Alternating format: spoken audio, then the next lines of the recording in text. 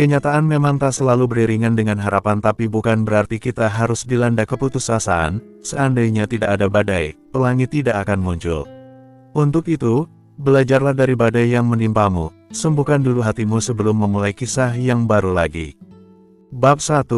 Di sebuah rumah sakit elit di Jakarta, terbaringlah seorang gadis lemah dan tidak berdaya di ranjang kamar rumah sakit. Gadis itu adalah Feni Zefira Kustina atau akrab disapa dengan Feni. Akibat kecelakaan jatuh dari balkon atas rumahnya, Feni terpaksa dirawat di rumah sakit setelah cedera serius yang menimpa dirinya dan harus membuatnya bertahan hidup dengan menggunakan alat-alat rumah sakit. Malam itu Feni kembali mendapatkan kesadarannya setelah ia mengalami koma selama 1 tahun. Pelan namun pasti Feni mulai bisa melihat dengan jelas kondisi di sekitarnya. Sakit tak tertahankan juga Feni rasakan di sekujur tubuhnya yang membuatnya lemas untuk menggerakkan tubuhnya. Ketika Feni mencoba untuk menggerakkan tubuhnya yang sudah lama berbaring di atas kasur, tiba-tiba Feni mendengar suara sepatu kulit pria di koridor rumah sakit yang hendak masuk menuju ke dalam kamarnya. Feni yang sangat ketakutan dengan orang tak dikenal yang hendak memasuki kamar perawatannya segera melupakan niatnya yang ingin menggerakkan tubuhnya untuk berpura-pura koma tidak sadarkan diri. Dan benar saja dugaan Feni, ia didatangi oleh 2 laki-laki bertubuh besar yang keduanya sama-sama memakai masker untuk menutupi wajah mereka. Feni tidak tahu siapa kedua orang tersebut. Namun Feni mendengar bahwa salah seorang dari laki-laki itu meminta kepada temannya untuk segera membawa Feni keluar secepatnya dari rumah sakit sebelum aksi keduanya diketahui oleh security maupun perawat yang bertugas. Tanpa pandang bulu, kedua laki-laki itu segera melepaskan selang infus dan juga masker oksigen yang terpasang di tubuh Feni. Dalam sekejap tubuh Feni segera dibopong keluar dari kamar rumah sakit, dan buru-buru melarikan diri dari kamar rumah sakit.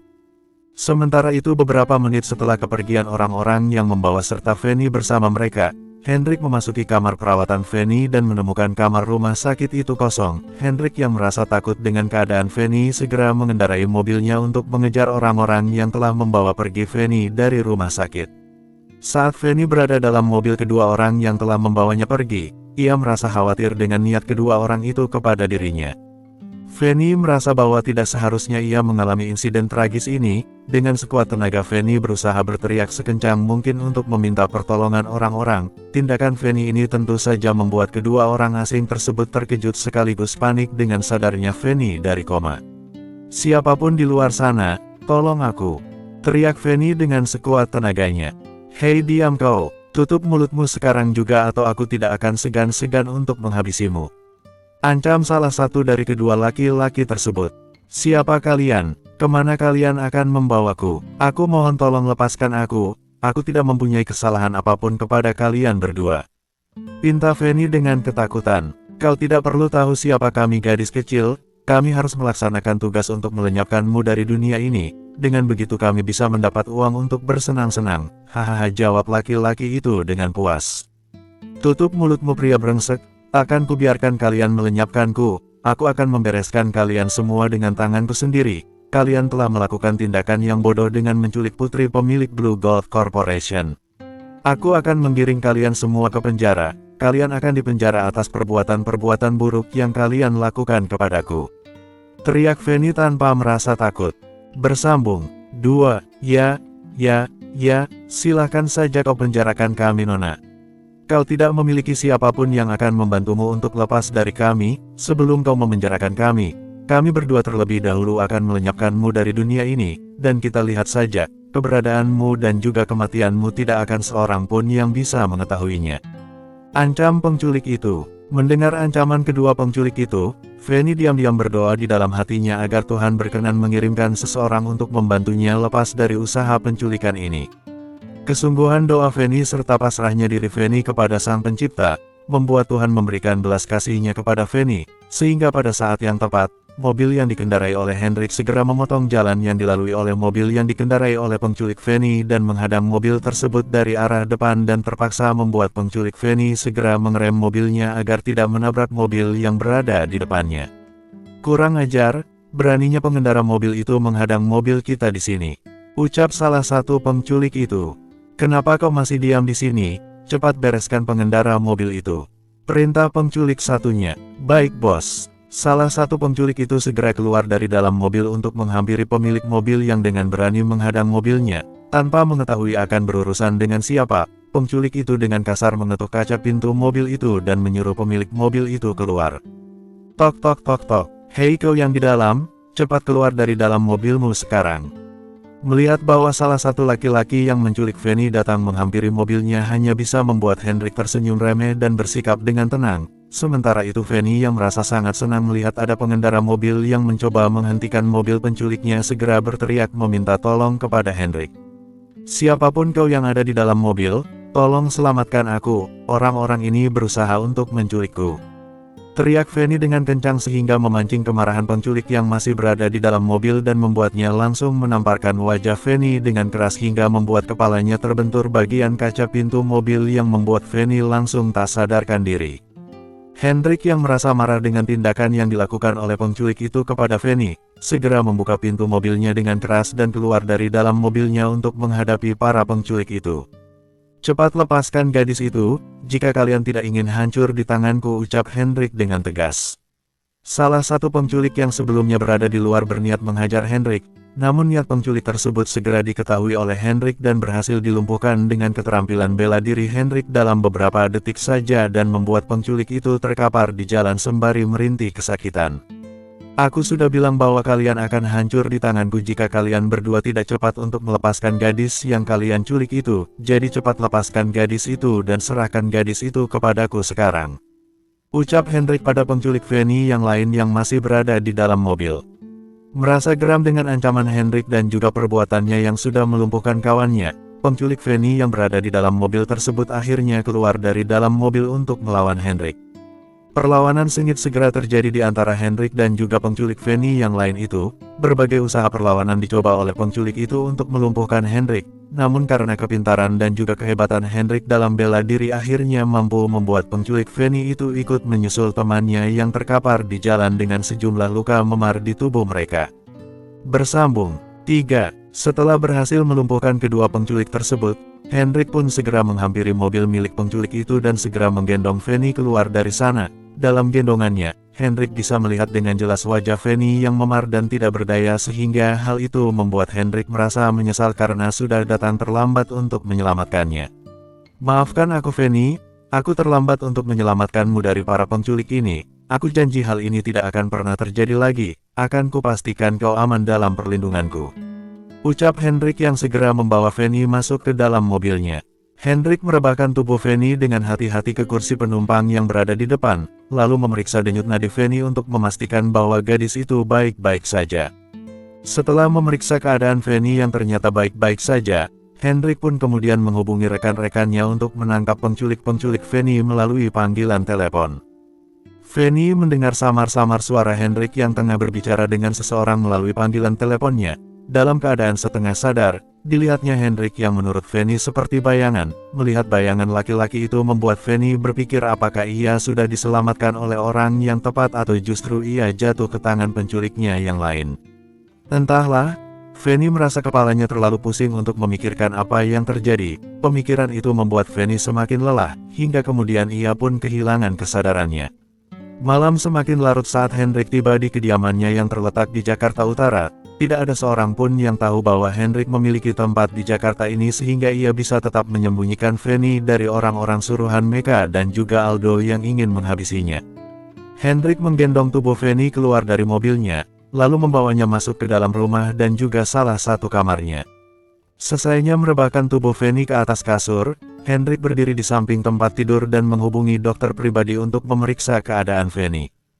Bagaimana dengan keadaannya dokter? Apakah lukanya cukup serius? Tanya Hendrik pada dokter yang memeriksa keadaan Fanny.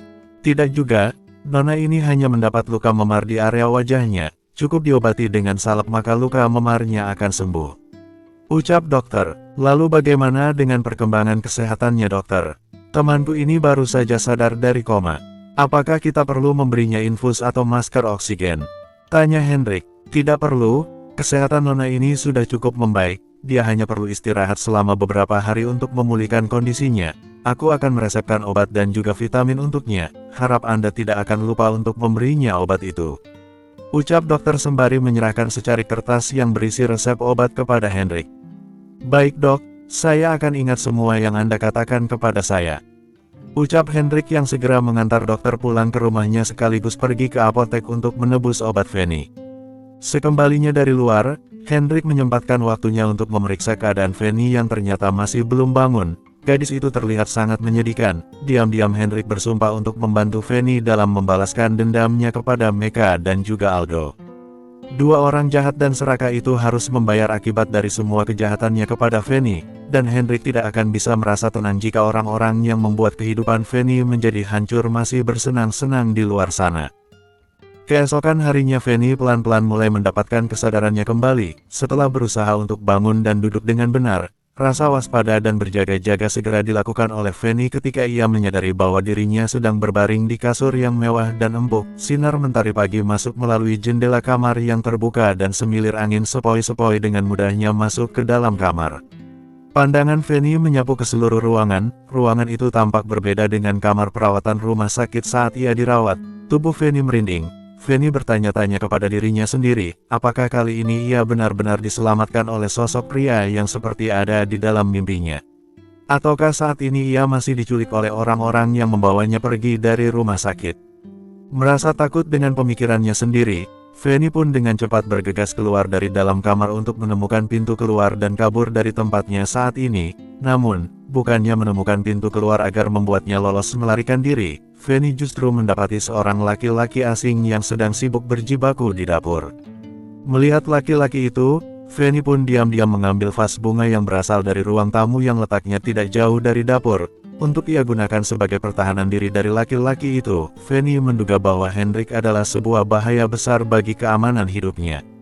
Sehingga Fanny pun diam-diam menghampiri Hendrik untuk menjalankan aksinya dalam melumpuhkan laki-laki itu. Tanpa Fanny sadari, sebenarnya Hendrik mengetahui gerak-gerik Fanny yang ingin melumpuhkannya. Dalam waktu yang tepat, Hendrik berhasil menghindari serangan Fanny dan menahan tangan serta tubuh gadis itu ke dinding dapur. Tenanglah sedikit Nona Fanny, kau bisa melukaiku dengan vas bunga yang kau pegang di tanganmu itu. Ucap Hendrik dalam jarak yang sangat dekat dari wajah Fanny. Fanny ingat sekarang, laki-laki ini adalah orang yang sudah membawanya keluar dari mobil penculik itu. Fanny merasa sangat bersyukur bahwa dirinya sudah aman sekarang. Saat berusaha meyakinkan dirinya bahwa ia sudah aman, rasa pusing tiba-tiba menghujani kepalanya dan hampir membuat tubuh Fanny jatuh ke lantai sebelum akhirnya Hendrik berhasil memegangi tubuh Fanny agar tidak jatuh ke lantai. Apakah kau baik-baik saja? Tanya Hendrik dengan ketenangan yang menyejukkan hati Fanny sembari mengambil vas bunga yang ada di tangan untuk diletakkan di meja yang tak jauh dari jangkauan Hendrik. Kepalaku terasa pusing, jawab Fanny dengan singkat.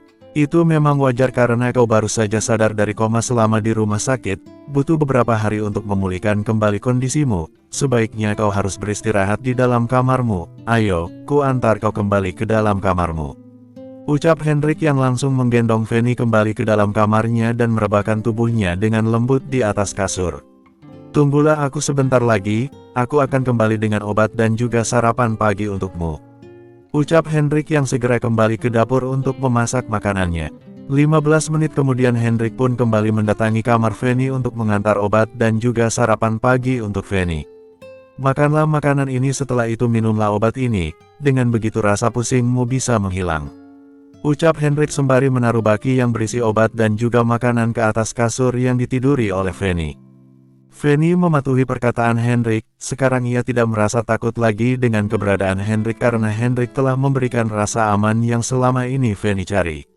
Bersambung 4. Keesokan harinya Fanny pelan-pelan mulai mendapatkan kesadarannya kembali. Setelah berusaha untuk bangun dan duduk dengan benar, rasa waspada dan berjaga-jaga segera dilakukan oleh Fanny ketika ia menyadari bahwa dirinya sedang berbaring di kasur yang mewah dan empuk. Sinar mentari pagi masuk melalui jendela kamar yang terbuka dan semilir angin sepoi-sepoi dengan mudahnya masuk ke dalam kamar. Pandangan Fanny menyapu ke seluruh ruangan. Ruangan itu tampak berbeda dengan kamar perawatan rumah sakit saat ia dirawat. Tubuh Fanny merinding. Fanny bertanya-tanya kepada dirinya sendiri, apakah kali ini ia benar-benar diselamatkan oleh sosok pria yang seperti ada di dalam mimpinya? Ataukah saat ini ia masih diculik oleh orang-orang yang membawanya pergi dari rumah sakit?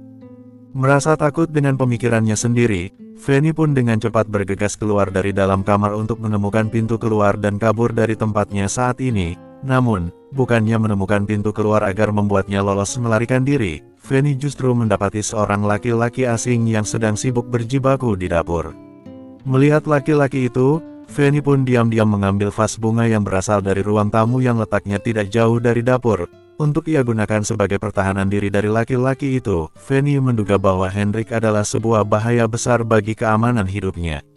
Sehingga Fanny pun diam-diam menghampiri Hendrik untuk menjalankan aksinya dalam melumpuhkan laki-laki itu. Tanpa Fanny sadari, sebenarnya Hendrik mengetahui gerak-gerik Fanny yang ingin melumpuhkannya. Dalam waktu yang tepat, Hendrik berhasil menghindari serangan Fanny dan menahan tangan serta tubuh gadis itu ke dinding dapur. "Tenanglah sedikit Nona Fanny, kau bisa melukaiku dengan vas bunga yang kau pegang di tanganmu itu," ucap Hendrik dalam jarak yang sangat dekat dari wajah Fanny. Fanny ingat sekarang, laki-laki ini adalah orang yang sudah membawanya keluar dari mobil penculik itu.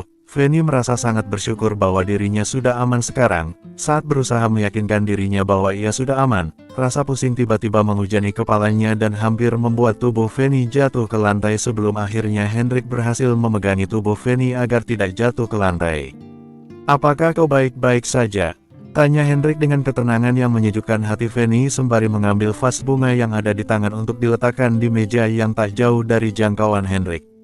"Kepalaku terasa pusing," jawab Fanny dengan singkat.